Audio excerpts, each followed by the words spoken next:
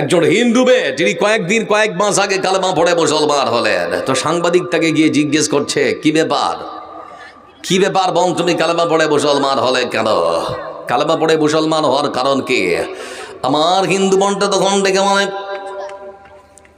আমার হিন্দু বোন লিজমারিতা কণ্ঠ তখন ডেকে বলে, ও ভাই সাংবাদিক, আমি কেন কালেমা পড়ে মুসলমান হয়েছি যদি জানতে চাও তাহলে বলো, তোমাদেরকে বলতে যাচ্ছি ইসলাম এক উদার ধর্ম, নীতির শিক্ষা দিয়েছে। আমার মুসলমান হওয়ার কারণ হলো, করোনায় যখন সারা পৃথিবী স্তব্ধ হয়ে গিয়েছে, আমি লক্ষ্য করে দেখলাম অসংখ্য মরা মানুষের লাশ নদীতে ভেসে যান। অসংখ্য মরা মানুষের লাশ আমি লক্ষ্য করে দেখলাম শ্মশানে ফেলে দিয়েছে। কার মা কার বাবা কেউ পরিচয় দেয় না, কেউ পোড়াতেও আসে না। অসংখ্য মরা মানুষের লাশকে দেখলাম কুকুর পর্যন্ত খোবলে ছিঁড়ে খেয়েছে। আপনারা দেখেননি? টেলিভিশনে দেখতে নদীতে ভেসে যাচ্ছে মরা মানুষের লাশ। আমার বন্ধুরা, ঠিক সেই সময় আমার বোন রীতা কণ্ঠু তিনি তখন ডেকে বলেন, দেখলাম একখানা ব্যতিক্রম ধর্ম ইসলাম ধর্মের কোনো অনুসারী কোন মুসলমান বোন কিংবা ভাই যখনই মৃত্যুবরণ করেছে, তারা তাদের লাশটাকে না নদীতে, না সমুদ্রে, না জঙ্গলের মধ্যে ফেলে দিয়েছে, না শিয়াল কুকুরকে খোবলে খাওয়ার সুযোগ করে দিয়েছে। সুন্দর করে গোসল দিয়েছে। গোসল দেওয়ার পর সুন্দর করে সাদা পোশাক পরিয়ে তারপরে কাঁধে করে কবর পর্যন্ত নিয়ে গিয়ে সুন্দর করে কবরের মধ্যে রেখে দিয়েছে। আমি এই দৃশ্য দেখার পর মনে মনে ভাবলাম যে ইসলাম ধর্ম একটা মরা মানুষকে এত সম্মান আর শ্রদ্ধা জানাতে পারে, সে ইসলাম ধর্ম কখনো মানুষ মারার শিক্ষা দিতে পারে না। কইরে অমর এসেছে নতুন বদল, কথা সেই দিক বিজয় নবীন মুজাহিদ। এখনো কি গাইতে হবে গম ভাঙানো গীত, এখনো কি গাইতে হবে গম ভাঙানো গীত। মসজিদের ওই কোণে বসে তাসবিহের আর তোর হাতে এখনো মানায় শুধু ঝকঝকে তলোয়ার। ওই জালিমের গরদান নিতে আয় রে মুজাহিদ।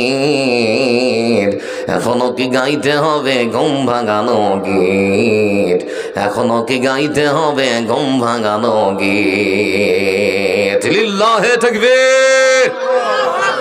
ওই দিকের মানুষগুলো বিজেপি করেন নাকি? আপনারা কিছু বলছেন না? যে আরেকবার নারায়ে তাকবীর। আমার বোন রীতা কণ্ঠু হিন্দু হওয়ার পরে তিনি তখন বললেন, আমার মনের মধ্যে কেমন যেন একখানা ঝড় বইতে শুরু করলাম। ইসলাম ধর্ম জানার জন্য আমি তখন আমার মুসলমান বন্ধুদের সঙ্গে মিশলাম। তাদেরকে ডেকে বললাম, তোদের ধর্ম জানতে গেলে কি পড়তে হবে? তো একজন বলল, আমাদের ধর্ম জানতে গেলে বলে মহাগ্রন্থ আল কোরআন পড়তে হবে। কোরআন হাতে নিলাম, দেওয়ার পরে মনে করলাম পড়বো, কিন্তু পড়তে পারে না। কালো পেছানো অক্ষর জ্ঞান না থাকলে পড়া যাবে? পড়তে পারছে না। সে আবার জিজ্ঞাসা করলো, ভাই এটা তো পড়তে পারে না, বলে আগে অক্ষর জ্ঞান শিখতে হবে, না হলে পারবেন না। আমার বোন রীতা কণ্ঠু তিনি তখন বলতে শুরু করেছেন তার জীবনীতে, আমি কয়েক মাস ধরে তখন কোরআন শিখলাম, অক্ষর জ্ঞান, আলিফ বা তা সা।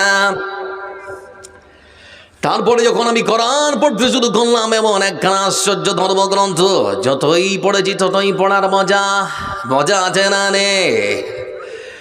আমাদের পশ্চিমবাংলা সহ ভারতবর্ষের মাটিতে বিখ্যাত সুরকার যারা গান করে, এ আর রহমান, তারপরে আর যারা কুমার শানু, আর যারা শিল্পী আছে আর কি, তাদের কোনো গান যদি আপনাদের কানের কাছে ঘ্যানের করে সারাদিন বাজানো যায়, বলুন তো বন্ধু আমার, মানুষ বিরক্ত হবে না? কিন্তু আপনাদেরকে বলতে যাচ্ছি, যারা নামাজ পড়েন 5 ওয়াক্তের নামাজের, প্রত্যেক নামাজের শুরুতে সূরা ফাতিহা আছে না নেই? কেউ কি বলেছে আজ পর্যন্ত পড়তে ভালো লাগে না? কথা বলেন। আশ্চর্য একখানা ধর্মগ্রন্থের নাম হচ্ছে কোরআন।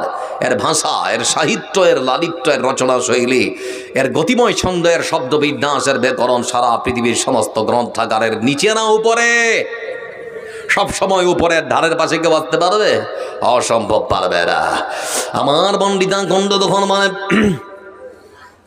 আমি কোরআন পড়তে শুরু করলাম, এমনই একখানা ধর্মগ্রন্থ, যতই পড়ি ততই যেন পড়ার মজা লাগে। আমার বন্ধুরা, আমার বোন রীতা কণ্ঠু তখন বলতে শুরু করেছে, আমি এবার রাসূলের জীবনীটা নিয়ে লেখাপড়া করলাম। বলে মোহাম্মদ লোকটা খুব ভালো ছিল, আমি তার জীবনীটা নিয়ে পড়লাম।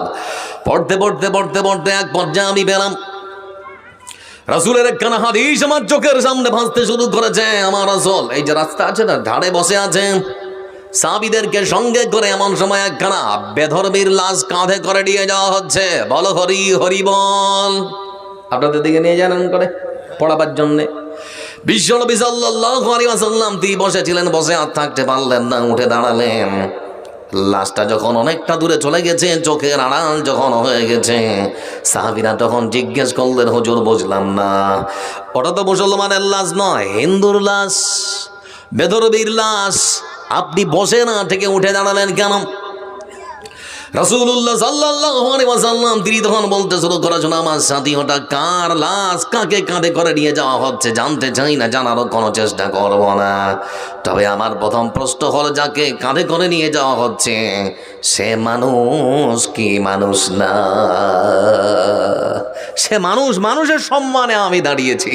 ইসলাম কত সুন্দর শিষ্টাচারের শিক্ষা দিয়েছে, কত সুন্দর আদর্শের কথা বলে আপনাদের। লক্ষ্য করে দেখুন বন্ধু আমার,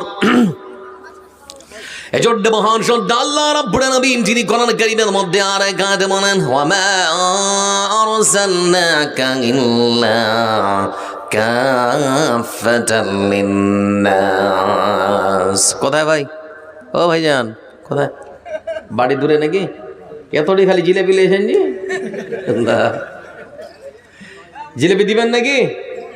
বাড়ির জন্য নিয়েছেন তো? আপনাকে ওটা গেলে এসে নাকি বিহাই হলো?